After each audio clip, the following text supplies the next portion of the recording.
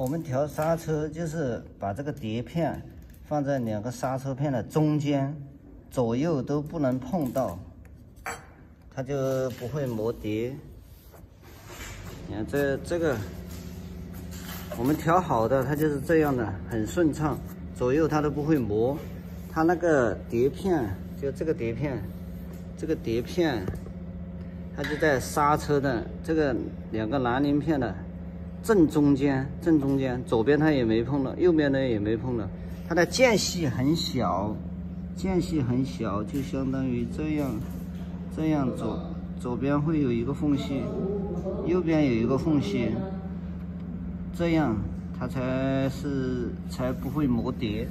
然后我们调的时候，就是把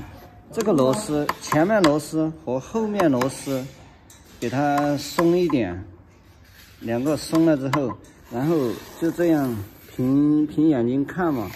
看这个碟片，这个碟片左边也不能碰到，右边也不能碰到，就这样，就把这个螺丝，这两颗螺丝主要是调这两个螺丝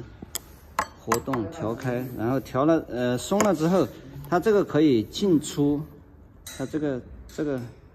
可以朝里边移一点，可以朝外边拉一点，就可以调整碟片，不要保证碟片不碰到南宁片嘛。